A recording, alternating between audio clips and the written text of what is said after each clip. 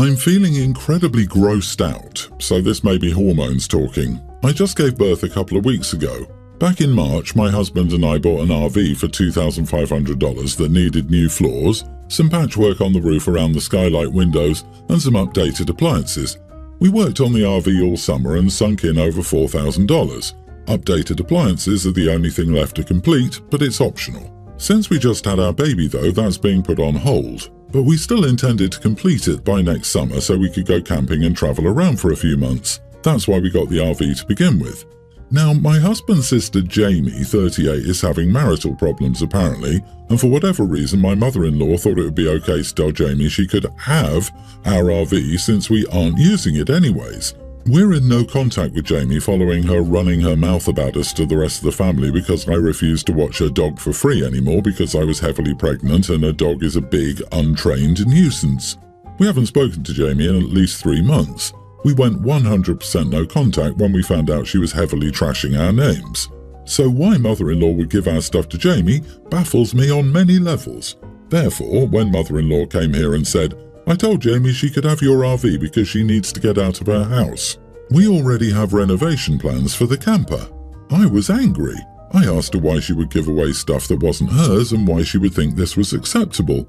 She pulled the family helps family and pay it forward talk. Much to my surprise, my husband said, whatever, she already told my sister she could have it and maybe it's good karma. He was angry but still agreed just to give it away. I basically told them both to go screw themselves because I worked hard on this RV all summer while uncomfortable and pregnant, and I'll be damned if it's given away to a no-contact family member right from under my nose without even asking. My husband told his mom he would bring the RV to his sisters within the week. Without doing much thinking at all, honestly, I packed up the baby and moved us into the RV. I'm not okay with giving away the RV and they both know it.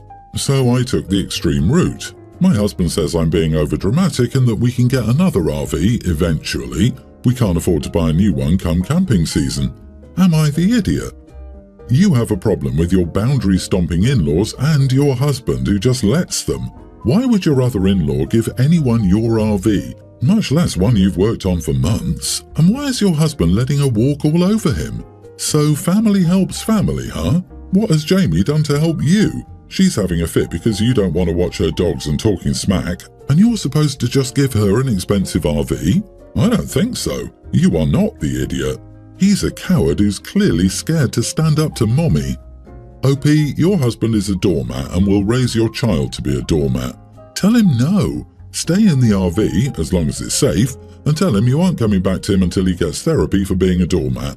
Because one thing I do know, a doormat raises another doormat. If family helps family, let her mom help. Her mother is not helping her son or grandchild by reassigning someone else's assets. She didn't teach her daughter to respect when the family was already helping. It's not on you to set yourself on fire to keep sister-in-law warm. Mother-in-law and husband both need to stop pretending it is. Sure, you'll let your sister-in-law have it for $80,000, or whatever price will sufficiently cover the sentimental value, physical and emotional labor already put in. Mom was helping. She knew where to get an RV for free. Ever notice how only the most cancerous piece of crap people say, their family or family helps family, because it's just some crappy way to try and force someone to do something that's rarely ever justified. OP should list mother-in-law's belongings and who they should be given away to, and start with something expensive that she's not using, like mother-in-law's engagement ring. I agree. Hey mother-in-law, I'm going to sell your TVs and kitchen appliances to my uncle's cousin's baby's mama's half-cousin twice removed. Family helps family after all. I am sorry this is happening to you. Tell your husband that either he's married to you or mommy dearest. I'd die on this hill. The amount of audacity, overstepping, entitlement, and pure blatant disrespect cannot be tolerated anymore.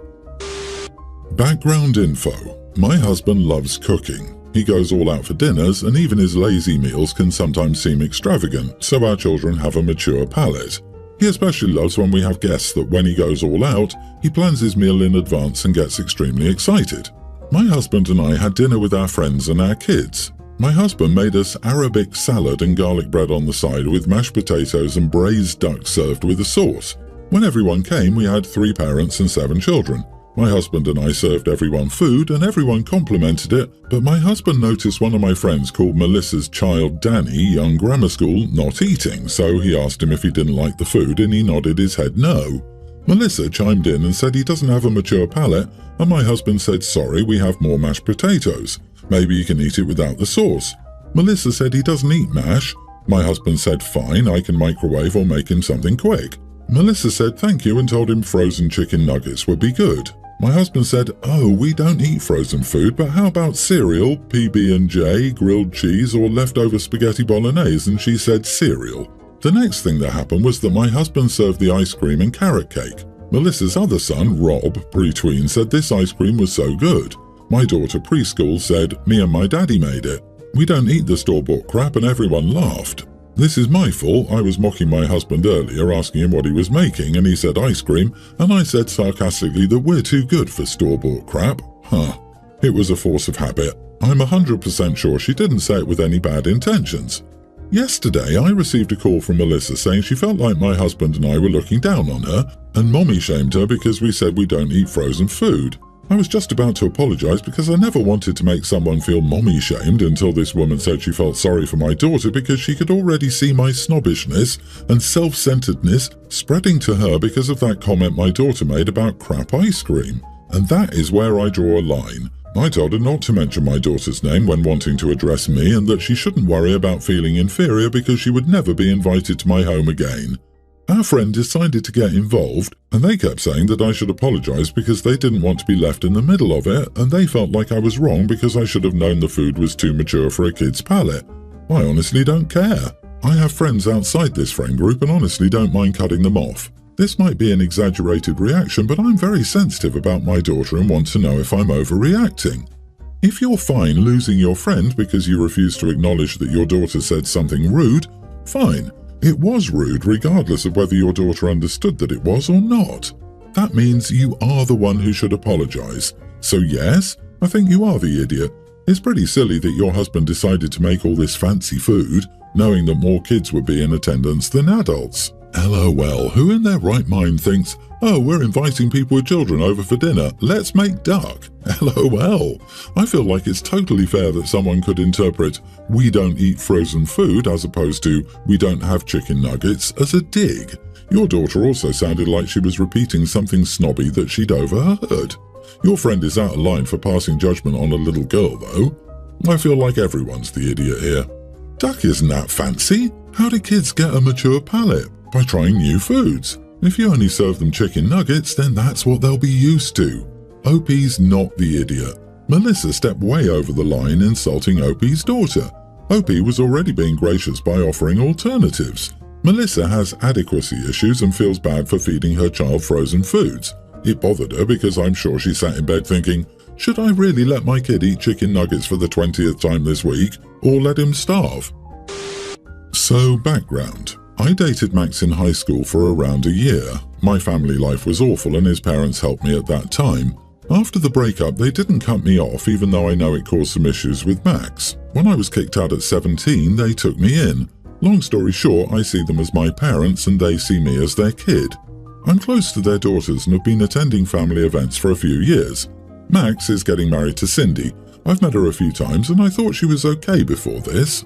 Yesterday, I was getting some mac and cheese at the youngest birthday celebration when Cindy asked me what I was doing. I told her I was trying to get mac and cheese and she got angry. She went on a massive tangent about trying to win Max back and how I'm not part of the family, that I should get my own family since I'm not needed anymore.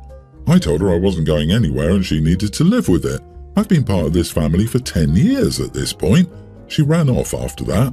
I'm getting texts from Max that I'm a huge jerk and need to apologize. The rest are staying neutral and the youngest is annoyed at Cindy. Edit to make it clear, I am part of the family. I call them mom and dad. They tell me I'm their kid. The sisters refer to me as their sister. Not all families are born. Not the idiot. I wonder if Max believes you still want him too. It might be worth being blunt. Something along the lines of, all you need to do is reassure Cindy that I don't have ulterior motives. To be clear, I don't know how to say this without sounding insulting, but I'm not into you like that. I haven't been for a long time. We were kids when we were together and we both grown up and moved on. None of this is about you or her. She doesn't have to freak out. Unpopular take, I'm sure, but you are the idiot, and I don't blame her. I wouldn't love having the ex-girlfriend around all the time either. And your "I'm not going anywhere, I've been here 10 years" sounds crappy. It's like you're taunting her that you're more important, which may not be true. Also, she's not your future sister-in-law, she's your ex's future wife. Prepare yourself because things may change. You say you're not going anywhere, but that's not really your decision. Just wait till Max and Cindy have kids. I, a female teen, live with my sister, 27, and her fiancé, 26, male, because I was having issues with my parents. My sister has worked on me getting to return with my parents part-time, but it's been a rocky road.